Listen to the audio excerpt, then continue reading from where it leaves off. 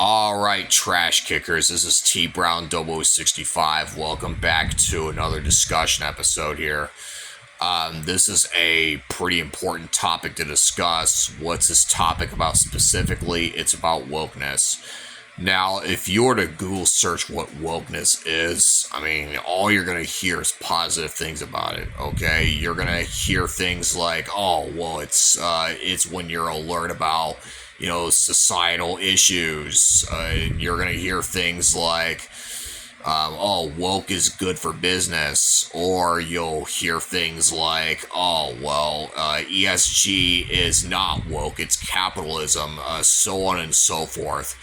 Basically, all you're going to see when it comes to Googling wokeness is articles written by liberals. You're not going to see articles written by conservatives who speak out against woke. You're only going to see articles that favor woke. Yeah, that's Google for you. They manipulate the search results to favor the liberals, and that's a problem. But one of the things that they don't tell you, which unlike the claims that you see via Google search results about wokeness, is that wokeness is actually bad for business. And why is wokeness bad for business? Because it focuses on catering to a small group of people who are easily offended and getting rid of a specific product that the majority of people like. And what happens because of that is people would stop supporting the business. It's that simple. When you get rid of something that most people actually enjoy, then people will not buy your product and they're not going to support your business anymore. And what happens is your business will fail. Like, what do you think happened with Disney Plus when they got carried away with making things politically correct? Okay, they've lost a crap ton of subscription revenue. Okay, people canceled their subscriptions because entertainment on there is stale. It's that simple. Disney Plus, they got rid of something that people enjoy watching, and because of that, they end up canceling their subscriptions. When it comes to legacy media, legacy media, they're not trustworthy, and the reason why they're not trustworthy is because they hide information that people need to know. Okay?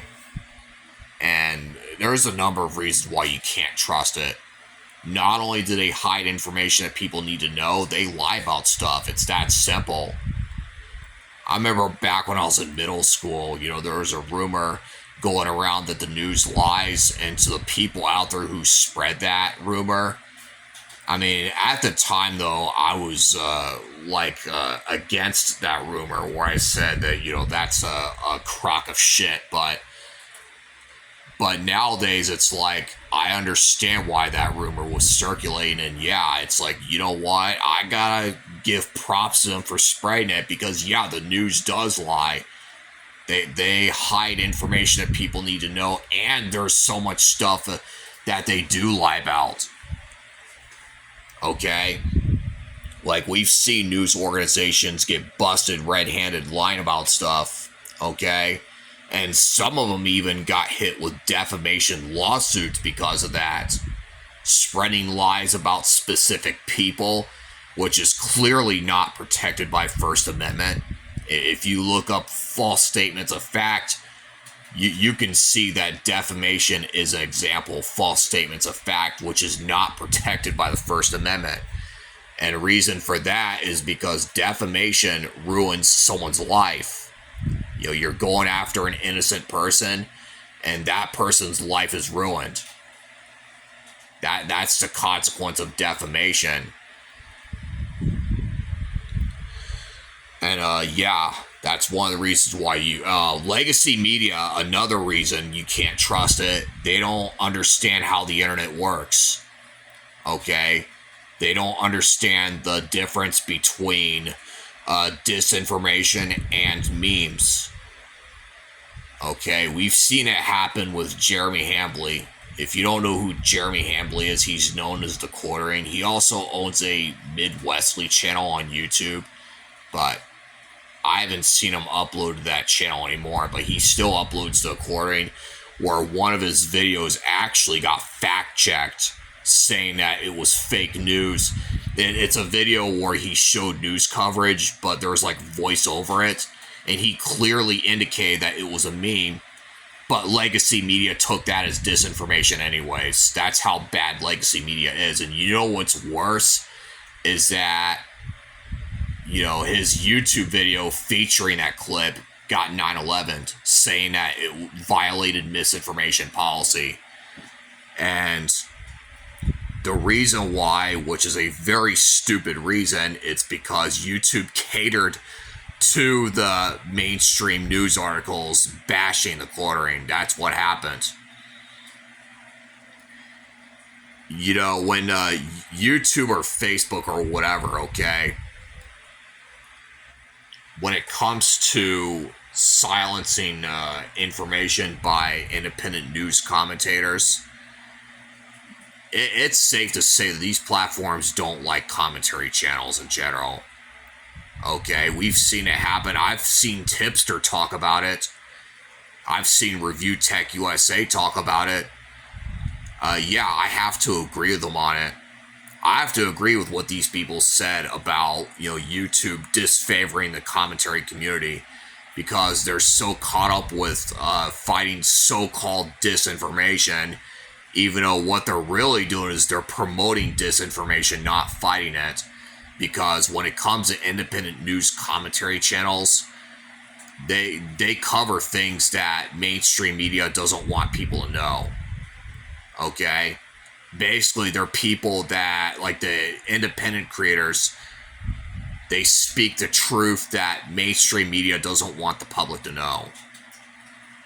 And what happens is that YouTube, they censor those people, and they throw in nebulous terms to justify censorship.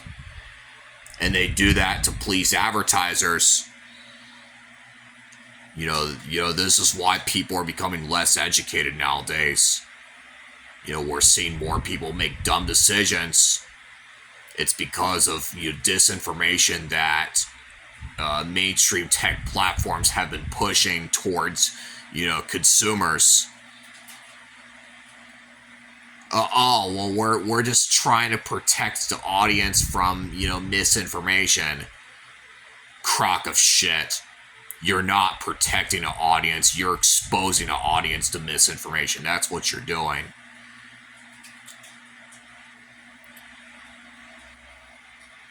And you know what? This is why people don't trust you, YouTube. Facebook, you're no exception. Twitch, you're no exception. The only reason why Twitch doesn't get shit on is because they freely enforce the mainstream narrative that legacy media wants. That's the only reason why they don't get shit on. Okay? The problem I have with legacy media, and when it comes to bashing tech platforms that honor free speech, is that legacy media just doesn't like free speech in general. It's that simple. They don't support First Amendment rights. They don't like it when platforms honor free speech. They don't like it when platforms allow information that goes against the mainstream narrative. That's the problem with legacy media, and big tech caters to that. And they cater to, they do it for the purpose of pleasing advertisers who don't understand how the internet works. Okay, they're the same types of people who are running for Congress, who are mostly in their 70s and 80s, who have serious medical issues that prevent them from doing their jobs the right way. And they're the same types of people. Okay, they don't have the same mindset as the younger people do, where the younger people have the mentality of being able to make decisions for our country based on the current year. the older politicians, they're not like that, and because of that, they make they're so out of touch because of it. Okay, they don't make decisions based on the current year, at least sound-minded decisions specifically. And what happens because of that is they make the stupidest decisions for our country. Okay, when it comes to legacy media, they're just like the politicians that I just mentioned. People like Addison McConnell, Joe Biden, so on and so forth. Okay, people who clearly have health issues that prevent them from doing their jobs. When it comes to legacy media, the people that run the organizations, they're just like the old dinosaurs. Let's just call them for what they are. They're just like the old dinosaurs who are incapable of making good decisions for a country. Okay, they're just like them. So, when it comes to new tech, okay, I think people need to, no matter what content you post on YouTube, I want to encourage you, support alt tech. Okay, because, Rumble is the most popular one when it comes to video sharing. There's Rumble, there's BitChute, there's Odyssey. Rumble is the most popular one. Which, yes, the bad news is if you're a person who likes making supremacist content, then, Rumble's not a place for that. But as far as other things are concerned, like freedom to talk about stuff, well, guess what? You can do that on Rumble. Talk about whatever you want to talk about and not have to worry about getting suppressed.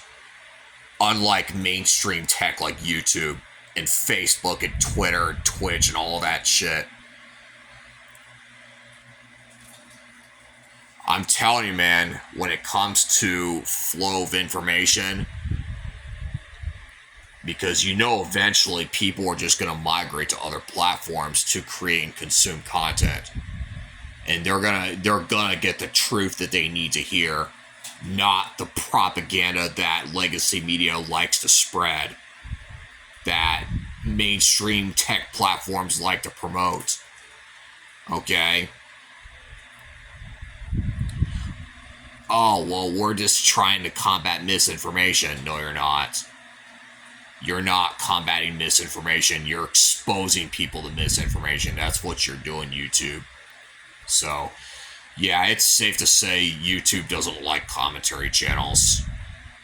YouTube thinks they're spreading misinformation when they're not. They're speaking a truth that gets labeled as misinformation. And that's a problem. Yeah, so, to wrap things up, when it comes to woke companies, when you get rid of something that people like, they're not going to support your business. It's that simple. When you get rid of information that people need to hear on your platform, YouTube, then what happens is more people are going to talk about that specific subject. So, nice try. Your attempts have failed miserably. This is TBrown0065 signing out. Oh, this is a reminder. I have a Rumble page. Don't forget to follow me on there. It does help out the show. There's PayPal in the description if you want to send me money. Yeah, I'm out.